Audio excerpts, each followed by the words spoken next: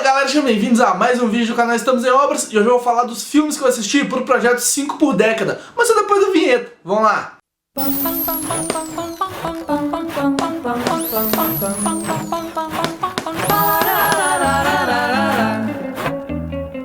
Pra quem não sabe o que é o 5 por década, eu vou fazer um resumo rápido aqui. Todo mês eu me proponho a assistir 5 filmes clássicos de um determinado período da história do cinema. O primeiro vídeo foi sobre os anos 2010, esse vídeo aqui é sobre os anos 2000. Então eu peguei 5 filmes e assisti mês passado e agora eu vou falar pra vocês sobre eles. O primeiro filme é sobre a Segunda Guerra Mundial e ele conta a história não do ponto de vista de um soldado ou da Alemanha nazista. Ele conta a partir do ponto de vista de um judeu que não foi levado para um campo de concentração. Eu tô falando de O Pianista, que é o filme do Roman Polanski. O Polanski, se vocês não conhecem, ele é muito famoso pelo filme O Bebê de Rosemary, que eu não assisti porque eu cago de medo desse filme, mesmo sabendo que ele não é tão terror assim, ele é mais suspense. Eu cago de medo de Bebê de Rosemary, não assisti ainda, mas o Polanski é mais conhecido por ele. O Pianista é o filme mais pessoal do Polanski, porque ele viveu durante a Segunda Guerra Mundial, ele é judeu e ele passou por muita coisa que o protagonista dessa história passou. E o filme conta a história de um pianista vivido pelo Adrien Brody, que ele ganhou o Oscar, inclusive, de melhor ator por causa desse filme. E esse pianista judeu, ele trabalha na rádio local lá de Varsóvia, só que a cidade começa a ser atacada pelos alemães. E a partir do momento que ela começa a ser atacada, invadida pela Alemanha, começa a cercar os judeus dentro do espaço confinado. E esse judeu, que é o Spielman, ele começa a fazer de tudo para poder sobreviver ali dentro. E essa não é a história de um herói que vai lutar contra o nazismo, lutar contra o sistema inteiro. Não, ele é um cara normal tentando sobreviver naquele ambiente inóspito que era Varsóvia naquela época. E o filme é muito bonito por causa disso, por ele ser uma pessoa normal e a gente se identificar com aquela situação, com ele preso em quartos vários e vários dias, começando a ficar louco porque não tem comida ali dentro, começando a ficar paranoico com aquela situação porque ele vê nazistas na rua o tempo inteiro, ele não pode nem aparecer na janela direita porque ele pode ser visto, e tem todo aquele contraste da música clássica, né, que ele tocava no piano com os horrores da guerra. Tem várias cenas muito bonitas dele parado no meio do nada assim, dedilhando como se ele estivesse no piano, ou mesmo quando ele encontra um piano de verdade e ele não pode fazer barulho, ele para com a mão acima das teclas e começa a fazer assim, como se ele estivesse tocando, tendo aquele prazer que ele tinha antes. Então é um filme muito, muito bonito, eu gostei demais de O Pianista. Eu sou suspeito porque o tema Segunda Guerra Mundial me agrada pra caramba, então eu gostei demais de O Pianista, fica a indicação aí.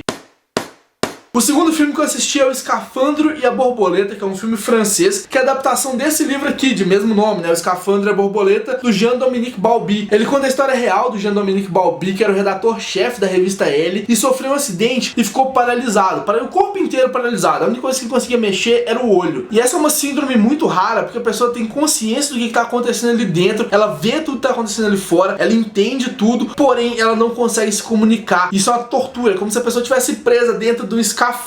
Por isso o nome do livro, assim, O Escafandro e a Borboleta, que o borboleta era esse voar mesmo da imaginação dele, o voar dele para escrever, e conta todo o processo dele no hospital. E foi ele que ditou o livro a partir de piscadelas mesmo para a pessoa que estava ajudando ele. Então o livro conta toda a tortura interna que ele tá vivendo. E o filme também, o filme é muito fiel ao livro aqui, e o filme também conta isso, mostra com umas cenas meio surreais, umas coisas assim, dele afundando na água, como se fosse um escafandro, borboleta passando em volta dele, e contando o dia a dia dele. E o filme também tem uma coisa muito legal, que ele é muito sutil na hora de mostrar o personagem. A gente sabe que o personagem sofreu um acidente, mas o personagem não é mostrado pra gente até mais ou menos, sei lá, 30, 40 minutos do filme, quando dá a primeira virada. Aí que a gente vê exatamente como ele ficou preso na cadeira, como ele ficou preso na cama do hospital. E é muito bonita a forma como é feita isso. O filme é muito bonito, a história já é bonita por si só do livro. Eu não sei se o livro tá à venda ainda, se tiver, eu vou deixar o link aqui na descrição se puderem comprar, mas o filme você consegue achar fácil. Então é uma história muito bacana, contada de uma forma muito diferente também. Tem que ser contado de uma forma diferente, porque o livro pede isso, a história pede isso. E a história do Jean-Dominique é uma história muito legal. O terceiro filme que eu assisti foi Amores Brutos, que foi a estreia do Inharrito em longa-metragem. O Inharrito, que é o mesmo diretor de Birdman e diretor de Babel. E Amores Brutos é um filme dividido em 3 partes, em 3 linhas narrativas que meio que se cruzam em alguns determinados momentos. O nome do filme em espanhol é Amores Perros, e tem um motivo para ser Amores Perros, porque o filme todo é centrado na figura do cachorro. As 3 histórias, as 3 linhas narrativas, tem cachorros envolvidos nela. A primeira linha narrativa que a gente acompanha é a que tem o Gael García Bernal, que ele vive com a mãe, com o irmão irmão e com a esposa do irmão. E em certo momento a gente descobre que ele é apaixonado pela esposa do irmão e os dois começam a ter um caso. E a partir daí a história se desenvolve. E ele quer fugir com essa esposa do irmão e começa a usar o cachorro dele em rinhas de briga de cachorro. A segunda linha narrativa é de uma modelo que ela perde a perna e ela começa a ficar em casa. E na frente da casa dela tem um pôster dela, assim, como modelo. E ela começa a sofrer por ela não estar trabalhando mais. Ela tá num processo de recuperação difícil. E ela ganha um cachorrinho. E esse cachorrinho entra no subsolo da casa, assim, no subsolo embaixo da tábua da casa e some ali dentro. Então a gente começa a viver um clima de tensão ali, porque ela começa a ouvir o cachorro, a ter sinais que o cachorro tá perto dela e ela não consegue achar esse cachorro. Então essa linha narrativa envolve isso. E a terceira linha narrativa é sobre um velho matador de aluguel que tá tentando resolver a vida pessoal dele. Ele tem uma filha, a gente descobre logo no início que ele tem uma filha e que ele tá longe da vida dessa menina. Então ele começa a tentar se aproximar dela de alguma maneira. Como eu falei, essas três linhas narrativas se cruzam em algum momento, elas não têm um cruzamento tão forte assim, que entrelaça de fato as histórias, mas os personagens se cruzam e é um filme legal por causa disso. Ele usa a figura do cachorro pra explicar muita coisa sobre esses amores peros que ele fala no título, né? E a figura do cachorro tá sempre presente ali. É uma boa forma de contar a história nessas três linhas narrativas. Tem uma união ali dentro que é muito legal e foi uma bela estreia do Inharito.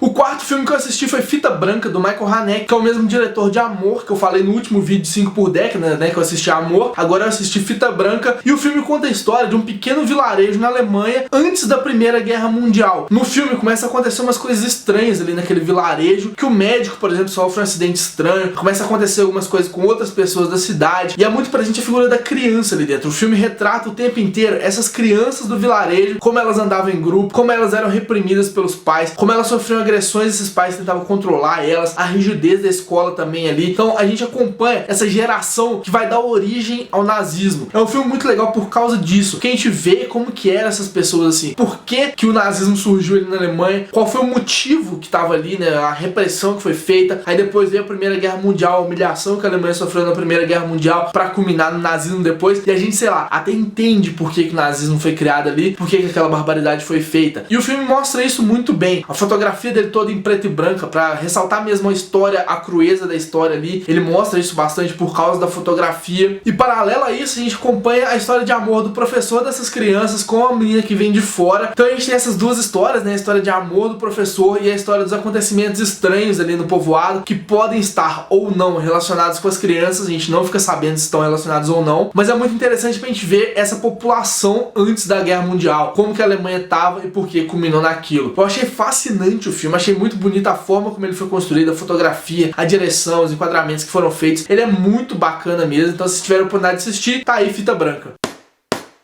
E o quinto filme na minha lista pra gente finalizar aqui é Onde os Fracos Não Têm Vez, que foi dirigido pelos irmãos Coen, que são os mesmos diretores de Fargo, por exemplo. O filme em inglês tem o título de No Country for Old Men, que é uma tradução mais rápida, assim, seria Não Há País para os Velhos. E ele começa com a narração de um xerife já velho, contando como que algumas coisas são inexplicáveis, como a barbaridade humana às vezes é inexplicável. E esse é só o pano de fundo, assim, a parte filosófica da história que eu vou explicar um pouquinho mais na frente. Porque a história, de fato, é uma história de perseguição. A gente começa quando o personagem Llewellyn Moss, ele acha uma mala de dinheiro, ele tava no deserto caçando, ele acaba vendo uma cena de tiroteio que teve ali por causa de drogas, ele acha essa maleta de dinheiro e aí começa uma perseguição até ele pra poder recuperar essa mala, né? Ele começa a fugir pelo país e a partir daí as pessoas começam a perseguir ele. Só que quem persegue ele é um dos personagens mais memoráveis do cinema atual, que é o Anton Chigurh. Esse personagem é o símbolo de qualquer tipo de psicopatia que pode existir, porque ele praticamente não tem sentimentos ali. E ele tem uma das armas mais legais de todas, que é um cilindro de ar, que ele calibra o cilindro, enche de ar e atira na testa da pessoa. Atira, né? Ele dá tipo uma baforada de ar na testa da pessoa e explode assim, como se fosse um tiro. E a forma como o Javier Bardem constrói essa figura estranha do Anton Chigurh é magistral. Não tem outra forma pra falar sobre a atuação do Javier Bardem aqui, porque ele fala um sujeito meio estranho, com umas risadinhas meio estranhas, e tem todo um humor, né, que é característico dos irmãos Coen, tá presente no filme, presente também na figura do Anton Chigurh. E além desse humor, é criada toda uma tensão no filme, porque a figura do Anton Chigurh é muito imprevisível. A gente não sabe o que vai acontecer ali dentro, e o filme deixa isso muito claro pra gente. Ele é uma figura imprevisível e a gente pode esperar qualquer coisa a partir dali. E a parte filosófica do filme também, que é muito legal, essa ideia de não há país para os velhos. Tem um diálogo muito legal no meio do filme, no meio pro final do filme, que fala como essa geração atual não respeita os mais velhos, como acabou o respeito pra vida mesmo ali. E associa isso à figura do Anton Chigurh, que não tem pena nenhuma de matar 500 milhões de pessoas durante o filme, e o filme acaba de uma forma muito bonita, porque eu terminei o filme e eu fiquei assim, tipo,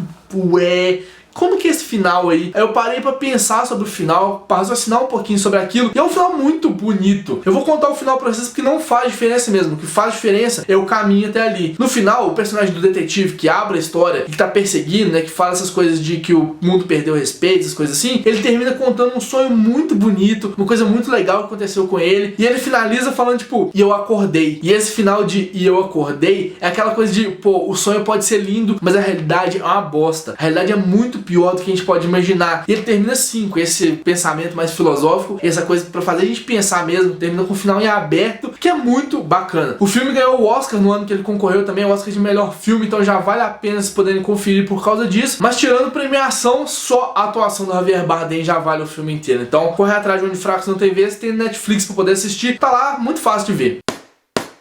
E só por questão de explicação, eu não assisti Trafic, que era o filme bônus da década de 2000. Ele tá no meu computador, ele tá ali pra eu assistir alguma hora, mas eu não assisti, então eu não posso falar sobre ele aqui. Mas como era o filme bônus, minha consciência tá tranquila. Então é isso, faz aquelas coisas de sempre, curte, compartilha o vídeo, mostra pros amiguinhos, se inscreve no canal se não for inscrito. E agora eu vou partir pra década de 90. O próximo vídeo, 5 por década, vai falar de 5 filmes da década de 90, ou 6, dependendo se eu conseguir assistir o filme bônus, que eu vou falar pra vocês quais são aqui agora. Se vocês quiserem assistir pra poder comentar comigo no próximo vídeo, fiquem à vontade, eu vou achar muito legal. Aqui tá por ordem de ano, né? Não a ordem que eu vou assistir, mas a ordem do ano, do maior pro menor ano. Então começa em 1999 com Quero Ser John Malkovich, que é um filme do Spike Jonze, que é o mesmo diretor de Onde Vivem os Monstros, o meu queridinho Onde Vivem os Monstros, e também o diretor de adaptação. O segundo filme aqui da lista é um filme de 1993, que é A Lista de Schindler. Depois vem 2 filmes de 1991, que é O Silêncio dos Inocentes e Thelma e Louise. Me julguem, mas eu não assisti O Silêncio dos Inocentes ainda. Eu tenho um pouco de medo do Silêncio dos Inocentes, mas eu vou assistir mesmo assim. E Thelma e Louise, que é um filme classicão de road movie, que eu acabei de ler. Todos nós adorávamos cowboys, e eu fiquei com essa vontade de ver 2 mulheres partindo na estrada, e eu vou associar isso com Thelma e Louise. E o último filme da lista é de 1990, Os Bons Companheiros, do The Goodfellas, que é um filme de máfia que eu não assisti ainda, que eu quero muito ver. Quero assim, demais. Esse é o, talvez da lista aqui, o que eu mais quero ver, e provavelmente vai ser o primeiro. Pra completar a lista, eu falei que eu vou pegar um filme que venceu o Oscar nessa época, e eu peguei um filme mais controverso da época de 90, o filme que mais causou discórdia por ter ganhado o melhor filme, que foi Shakespeare Apaixonado, em 1999, lançado em 99. Então se vocês quiserem assistir, os filmes são esses que eu acabei de falar, eu vou deixar o nome deles aqui na descrição também, pra ficar mais fácil, poderem acompanhar. Se vocês quiserem assistir e discutir comigo, eu vou ficar muito feliz, beleza? Um beijo e até o próximo vídeo.